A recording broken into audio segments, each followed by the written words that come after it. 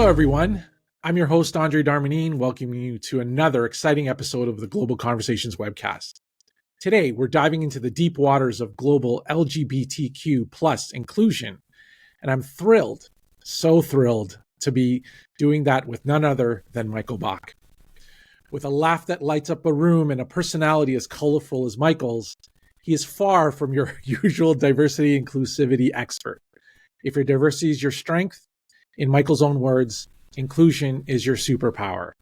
Michael is a highly acclaimed thought leader, not only in Canada, but worldwide.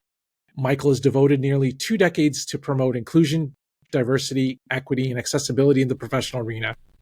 He's a dynamic founder of the Canadian Centre for Diversity and Inclusion and has his fingerprints on some of the most successful EDI initiatives in top-tiered firms like KPMG, for example. His accolades include many, including the Women of Influence's Canadian Diversity Champions and the Inspire's LGBTQ Person of the Year.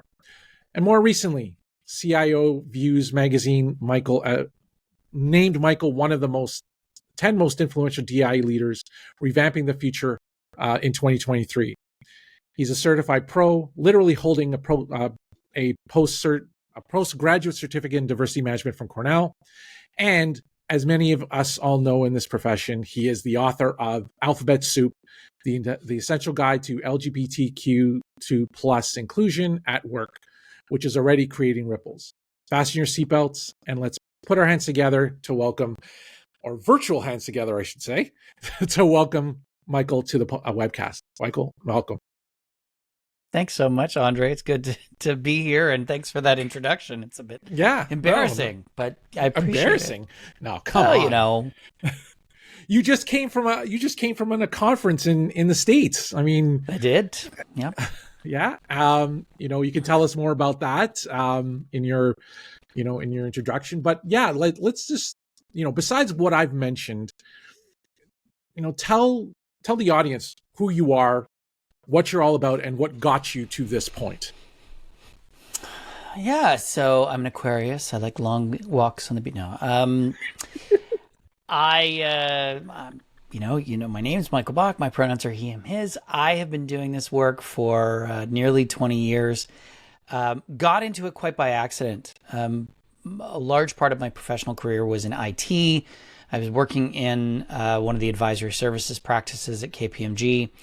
And with a group of people, had the opportunity to create the firm's employee resource group for the 2S LGBTQI plus community. And that got me the attention of the CEO, which got me the attention of the chief HR officer. And I said, if we're serious about diversity, we need full-time resources, and I want that job. And I ended up writing the business case for the creation of a role in diversity, built up a team, led it for 7 years. I was also the deputy chief diversity officer for KPMG globally. Incredible journey. When I started, didn't have a clue what I was doing, but there wasn't a school for me to go to. It wasn't like it was, oh, here, go get your bachelor's degree in diversity management. It still doesn't exist, and it's been nearly 20 years. So I kind of fell into it, but it was important to me because I've actually been doing what we now call diversity and inclusion work for 35 years, with the 2S LGBTQI plus communities. I came out at a very young age and have been very active in that community, as well as women, people with disabilities, in the newcomer population. So I'd always been doing it, but it wasn't a job anyone paid you for. Mm-hmm. That's what you did as a volunteer. And then you went and, worked on Bay Street for some big company and made money. So to be able to put those two things together has just been a complete blessing. Yeah. And, so in your journey, what is something that people would not normally know about you? I was debating what to share on this one. And I think the one that I will share is that I'm actually an Aquarius. A recovered actor. Right, I'm an Aquarius. No, I'm a recovered actor. I was a child actor. Yeah, I was a child actor. I've done some really horrible television. Thank you, CBC. I worked actually off and on up until I was about 35, and finally hung up my heels to go full time largely into the diversity work because I was so passionate about it. But yeah, you can find me on IMDb. I think I did come across that. Never mind. But I was like, okay, hold on. Is this the same Michael that's on IMDb? And lo and behold, it's you. There's no photo. Thankfully. And if there was, it would be a very old headshot where I had more hair on my head and less fat everywhere else. Now I got to go find what these shows are because now I'm really curious. Some delightful stuff. And it's CBC from back in the day, so we all know how the programming was then, right? Oh, yeah. Oh, my gosh. So let's go right off the bat here. In Canada, as you mentioned earlier in the talk, we talked about 2S LGBTQS plus community, but everywhere else talks about it differently. So, especially globally, and we just basically shortened it to LGBTQ plus. So why is it so different globally? This is what I'm really curious about. Yeah, well, every country is on their own journey around LGBTQ plus inclusion. In Canada, we have made the conscious choice to include 2 or 2S in the initialism, to include people who are Indigenous and also members of the LGBTQ plus community. And most recently, the I for intersex has started to appear in the initialism, largely because it kind of stands alone. It's not a sexual orientation or a gender or gender identity. It is a sex assignment. So, that's a choice that some people in Canada have made, but also understand that this is not universally used. For every person you ask, you're going to get a different answer. The other layer to this is in 65 countries, it is illegal to be gay. 45 countries, it's illegal to be a lesbian. 41, 15, it's illegal to be trans. So there is a legal aspect, but beyond that, there's just a societal aspect where, while it may not be illegal to be LGBTQ plus, it is not accepted, and it's one of those things that you just don't talk about. This is not a universal conversation. It's not, we're not all at the same point in the journey. And so you're going to hear lots of different initialisms. And the important thing is none of them are wrong. Yeah. And it's not like there's a right and a wrong. There's just different versions. Some would say that one is more progressive than another. And I don't know that I necessarily just agree with that. I think it depends what people are comfortable with. There's members of the community that are very against the use of the Q for queer. Yeah. Largely because it's been a pejorative for most people's lives. And then there's other members of the community that see it as a reclamation. So it's not a right and wrong. It's just varying degrees of comfort. And I would also say that the plus sign is really the important part for me, because it is a reminder that there are lots more letters in the alphabet soup than just the ones you see. Yeah. And, it's interesting, as we're having this conversation, I can look right outside my window and I see the transgender flag flying outside of Manulife, who seems to be a huge leader in the business community when it comes to advancing issues in LGBTQ plus inclusion. So, let's harken back to something I came across when I'm doing research for this article. Back in 2018, New York Times wrote an article on the ABC of LGBTQIA+. And so Can you shed some light on the importance of adopting the inclusive language and its impact on the community itself? I know you mentioned it briefly, but let's expand on that a little.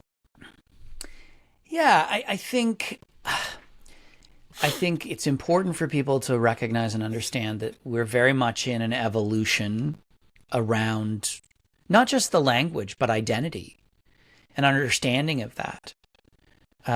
For the longest time, it was lesbian, gay, bisexual, transgender. Mm-hmm. And that's all you had. And then for some people, those identities worked, and for some people, they didn't. So we started to see other terms come into play, things like pansexual, demisexual. And so the language is evolving. And I think it's important to allow that language to evolve.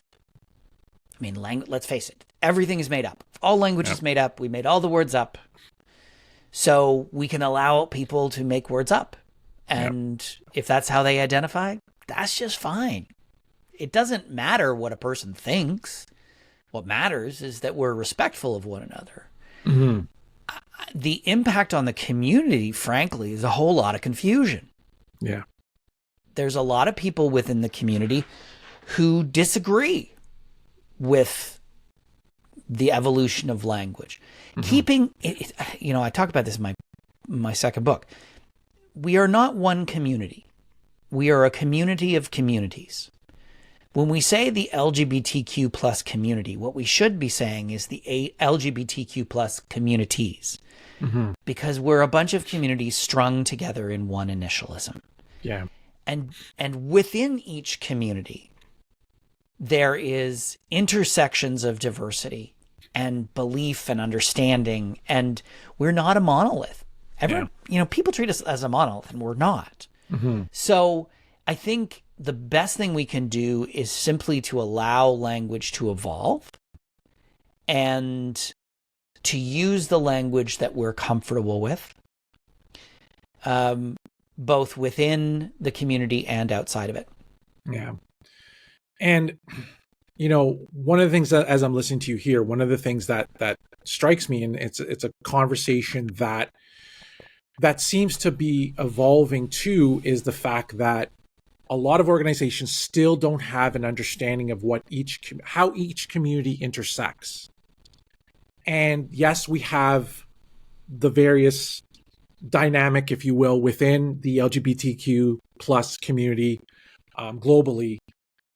But, how do you respond to organizational leaders that still believe in their systems as it is and want to, and we need to accept the intersectionality where everyone can evolve and be who they are. So how is you as a professional, in this work, how do you respond to something like that? Well, I start by helping people understand that the initialism LGBTQ plus is itself an intersection. Mm-hmm. In that what we're talking about is sexual orientation, that's the L, the G, and the B, and gender, that's the T, and the Q can be either gender or sexuality, depending on what the person, how the person identifies. And it's important to remember that you can be trans and gay. Mm-hmm. You can be queer and bisexual. Mm-hmm. We are an intersection. And once they start to grasp that, then you can start to layer other aspects of identity into it. You can be transmasculine and gay and Black and live with a disability and come from a lower socioeconomic background and not have post-secondary education and. Right. And once they crack that nut to understand that we are not single-celled beings, there's lots of layers to us, and they start to grasp that a little better. It's not perfect. Still a lot of people look at us as one community. We're just kind of a blob of identities. But if you can get people to understand that the initialism itself. And if you add the I, it's another layer of intersectionality, because you can be intersex, trans feminine, and a lesbian, which people, like, at some points heads just explode. But if you can help people understand that the initialism itself is a set of intersected identities, then they can start to layer in other identities and see the impact. Because the experience, and this is the important part of your question, the experience of one member of the LGBTQ plus community is and will always be very different from someone else's. So my experience, I'm gay, I'm gender nonconforming, but I'm white, and I present as able-bodied. I grew up in a middle income family. I have post-secondary education. I have a lot of privilege because of the body that I'm in. So my experiences are going to be very different from, a trans masculine Black person who comes from a low socioeconomic background. It's just a vastly different experience. And that's ultimately what it's coming down to, is we have to talk about the individual experiences. Yeah. And that's most important part. And a lot of leaders need to fully understand that, especially those who are, like I said, within the existing systems that have been basically the same for hundreds of years and have navigated through the system fine, but not understanding there are different demographics that, quote unquote, intersect with each other, and how they impact how we respond, impacts when it comes to the need for psychological safety in the workplace, et cetera, et cetera. So, these are things that people need to think about, whether you're in the profession or you're not. So now, shifting a little bit to actual capital, human capital, and the economy in itself with people, with the LGBTQ inclusion, let us understand, how does openness and acceptance enable the full utilization of human capital, for example? Yeah. So to break it down a little simpler, what we're talking about is a person's ability to be their authentic self in the workplace, and the impact that has on their ability to be a productive member of society. And there are lots of studies that talk about this, where if a person is unable to be out, and that can be about their sexuality, their gender, their sex assigned at birth, whatever, and there's lots of other, identity clauses. But if they're not able to be open about that identity at work, then they are masking something. And therefore, they will not be as engaged. They will not be as productive. They will not be as safe. They will not be as innovative and creative. They're more likely to leave a job. There's lots of aspects. And all of those things has a cost. So voluntary turnover in an organization has a cost, ranges between 30% for a person who's more junior, up to something like 400+% for a person who's at a senior level of an organization, all because they can't be themselves at work. There's cost for a lack of productivity, a lack of engagement, of innovation, of increased safety incidents. All of those things have a cost. Yeah. And we don't think about that. We don't necessarily think about what's the cost of exclusion.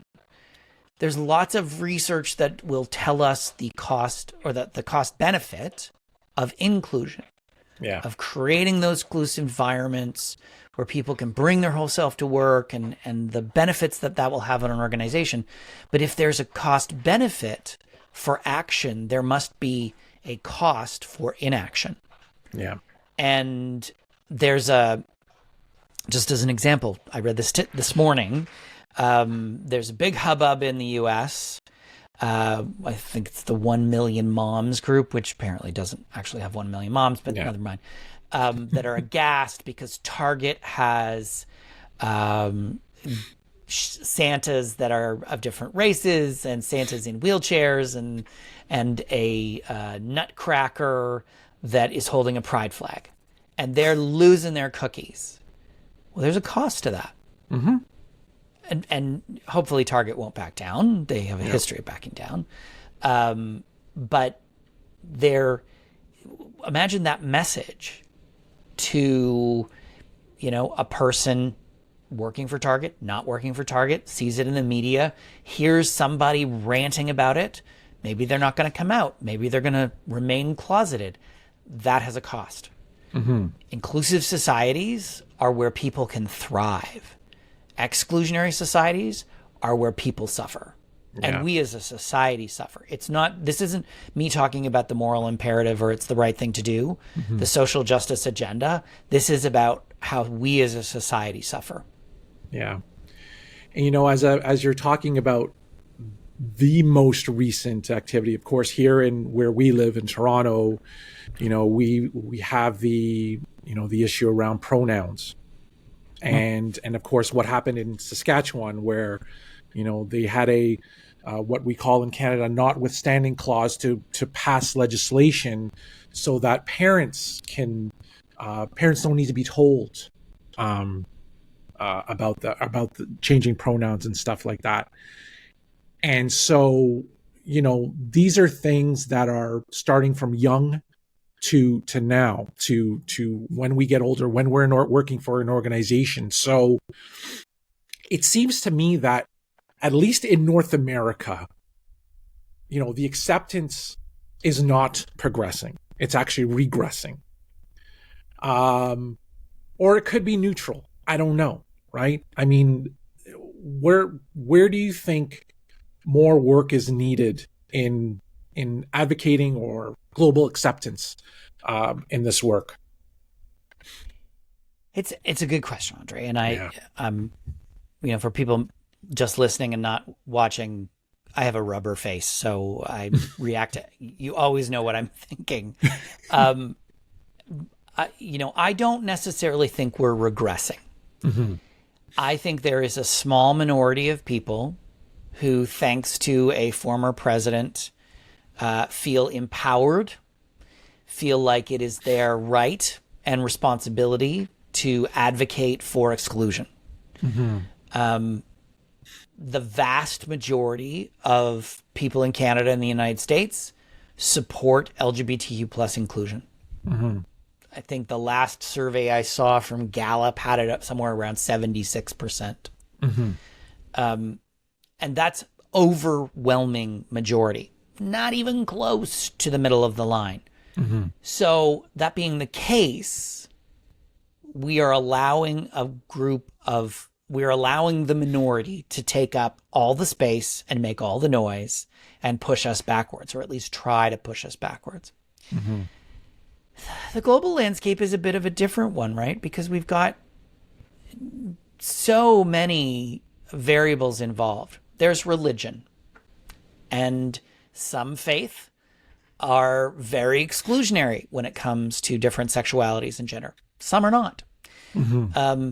But where you're dealing with countries that have, a majority Muslim population, where the vast majority of the population are Muslim, and you've got leaders in that country who are very anti-LGBTQ plus, Mm-hmm. they're creating an environment that is very hostile towards queer people. Mm-hmm. It's that there's laws, there's all sorts of things Mm-hmm. that go into where a country stands. I mean, aside from those, 65 countries where I will never go until they decriminalize same-sex acts between two men. Mm-hmm. There's also lots of countries where we just don't talk about it. They're not advancing. And it is not the responsibility of Canada and the United States to go and force our ways on those countries. I disagree with that fundamentally. Mm-hmm. They have to get there on their own. Yeah. And I also think that this is an evolution, not a revolution. It is not something that is going to happen overnight. Mm-hmm. I will tell you that number I quote it all the time, 65 countries. In the past 2 years, it's gone down by 6. Mm-hmm. It was 71 2 years ago. So we are making progress. Mm-hmm. Decriminalization is the first step. In Canada, same-sex acts were decriminalized in 1968. In the U.S., though, in every state, wasn't until 2006. Mm-hmm. So we're making progress. Is it fast enough? No, not even remotely. But I have the attention span of a goldfish. I want it done yesterday. Yeah. It's going to take time. And I don't think that we are helping by going to, say, African nations, most of which have sexuality as illegal, and saying, oh, you need to change those laws, because that's just seen as Western influence. And they have to come to those realizations on their own. Yeah.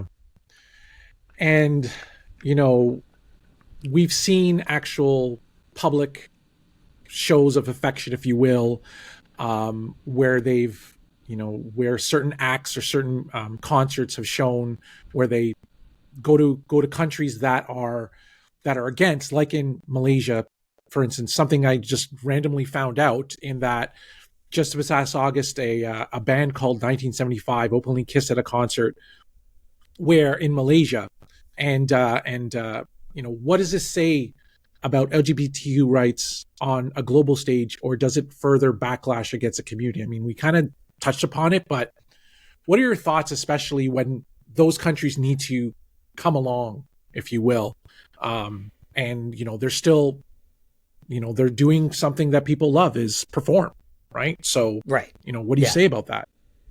You know, I think artists have historically pushed the envelope. Mm-hmm. Artists have historically challenged societal norms. And, you know, I think about the Beatles as an example, and John Lennon, and, you know, there was a lot of pressure. And what that can do is then sort of shift people's behavior. So if the band, and I've never heard of this group, so with apologies to them, but if, you know, 1975 did this and their fans saw it, is it going to change their fans' perception? Are they going to say, oh, they kissed, okay, you know, maybe it's okay. Mm-hmm. And then that starts to grow where people start to be accepting, and, you know, people's attitudes start to change, which means people's behavior starts to change. And then Malaysia, you know, suddenly changes their laws. It's not going to happen overnight, but it, you know, some point in the not too distant future, Malaysia changes the rules and decriminalizes consensual behavior between two adults. Yeah. Then, good on you. Yeah. The only problem is the potential pushback, the potential backlash. And that's the unknown variable. I think about, this is a very dated reference. It'll show you how old I am. Madonna's Blonde Ambition tour came to Toronto. I forget the year, but she was going to simulate masturbation on stage during Like a Virgin. Yeah. The police were called. Yeah, I remember that very well. And you kind of go, what? Now it's ridiculous. Like, she may well completely masturbated on the stage, and we probably would have been like, okay. Yeah. But at the time, the powers that be felt that was too far. Yeah. And the rest of society went, we're good with it. Yeah. You're the one that needs to change. So it's an unknown variable. And I don't know what the reaction will be. And does it actually hurt people, particularly LGBTQ plus people in Malaysia? It's not like there aren't any. There are lots of them. But they are hiding. And does it hurt them, or does it help them? And that's an answer I don't have. Yeah. And, you know, since we've talked about predominantly local issues and global issues.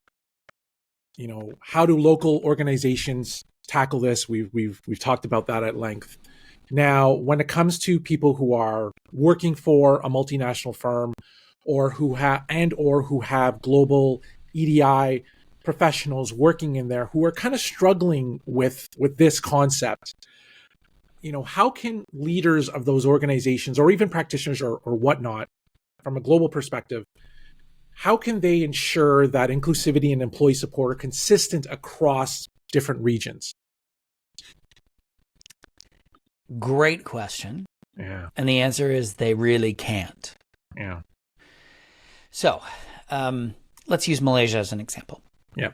And let's say you're a multinational, you're operating in Canada, the United States, Malaysia, and other countries. And you have a policy of non-discrimination in Canada. The law is different in Malaysia. You cannot supersede the law. Doesn't work. It's not going to happen. Yep.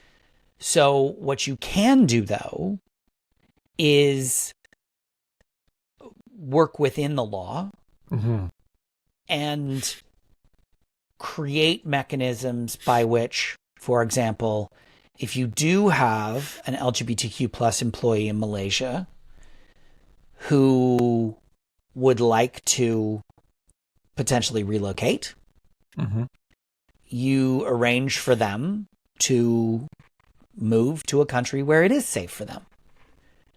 Obviously, you can't force that. You're not, moving people without their interest. But at the same time, if you can say, we can't protect you legally here, but we can help you relocate to Australia or Japan or somewhere where, your identity is not criminalized. You can have a code of conduct that speaks to the way to respect people regardless of difference in an identity that doesn't specifically call out sexuality and gender. But you also never know what local leadership is how they're going to react. Yeah. I mean, I worked for a multinational and operating in 152 countries, and there was no way of knowing the managing partner of the office in Lagos, how they were going to react if we were talking about sexuality in the workplace. And it's a risk. And it's certainly not a risk that I want to take. Yeah. So it takes a very careful hand to manage. And there's only one company that I know of, and I don't know where they stand today, so this is dated information, but IBM years ago had a global policy around sexuality and gender. And even in countries where they operate where it is illegal, and they sort of said that within their four walls, it was a safe space. That said, it's also IBM. And this is the piece that I don't think most employers really leverage is, IBM employs some, I forget what the number is, but I want to say it's like 150,000 people globally, maybe twice that, who knows. You're a massive employer in some of these countries. Leverage that. Where you call up the president of Malaysia or prime minister, or I forget which it is, and say, okay, we need to have a chat about this law. We're not asking you to put in same-sex marriage, but we would like you to decriminalize consensual acts between men and women. That in itself is a movement that is valuable. And leveraging that heft of these organizations, if we could erase those 65 countries, those laws, that makes a massive difference. Yeah. And that's really where employers have the opportunity. You have to, if you're going to operate in these countries, I think you have an obligation to help address some of those challenging issues that will go against your global code of conduct. Yeah. And I guess wrapping up here, what what lessons or advice would you give global leaders who are doing this work to who would like to be allies and advocates of people within the LGBTQ plus communities? And I'm saying that now because of something I've learned from you. It's not a community, it's communities. So there we go. There isn't, this is a tough question because there isn't just one thing. I would say if you want to be an ally, the most important thing is to do something. Mm-hmm. I talk about this in one of my books, the difference between being an armchair ally and an active ally. And armchair allies are allies in name only. Active allies are actually fighting the good fight. And we don't need armchair allies. It's not enough to say, oh, I watched RuPaul's Drag Race and I'm an ally. No, you're not. You're just watching TV. Exactly. What matters is that you actually get involved. And what that looks like will change for the individual. So for some people, it might just be about putting up a sign that says, my office is a safe space. You can talk to me about anything. And creating a space where people can come and talk to you about their sexuality and gender. For other people, it might be, going to the board and advocating for a change in policy, or it might be, speaking out when you hear a transphobic or homophobic joke. There's any number of things, but what allyship looks like for each individual is very, very different based on people's comfort level. But do something and understand that if we all just sit around and wait for something to happen, the former president gets elected.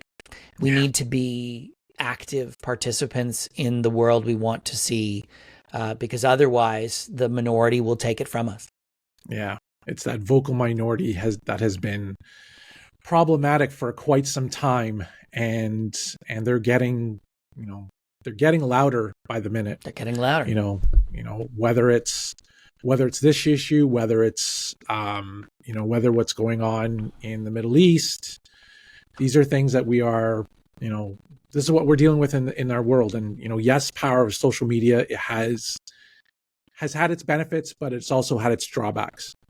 Especially when we're, like I said, we're letting the vocal minority have a voice and populate whatever goes on. So yeah. So absolutely. As we bid you adieu for today, little bit of a wild card thing for you. So what is the one book or song that gets you going every day? Oh, that's easy. Yeah. I'm a big Lizzo fan. Okay. I know she's kind of, there's some issues right now. We won't need to talk about that. But there's a lot of songs, but if I had to pick one, it would be About Damn Time. That song always gets me going. Yeah. I feel good when I hear it. Oh, man. All right. Well, Michael, you know what? This was great. It's been great getting to know you. And as I spoke earlier when we chatted before bringing you as a guest, you were on Jonathan Ashton Lamptey's An Element of Inclusion podcast, and talking about your book and whatnot, your book Alphabet Soup, and now that I've gotten a little bit more of an insight into who you are, what you're all about, yes, as being an Aquarius, and having a dog, which I did see in the background playing in the back. Yes, they're wandering around. Yeah, they're wandering around, but they behaved today, so that was good. That was good. So on that note, thank you very much, Michael, for being my guest and blessing the world with your knowledge, your experience, and your advocacy for LGBTQ plus inclusion. And so at the end, where can people find you? Oh, absolutely. You can go to my website, michaelbach.com, or you can find me on social media. I'm at the Michael Bach.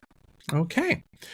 Well, that wraps another episode of Global Conversations Webcast, and I bid you adieu. And don't forget to like and subscribe and share the Global Conversations Webcast on YouTube, Spotify, and every other channel that you can listen to your podcasts on. So thanks, everyone, and hope you have a wonderful day. Bye for now.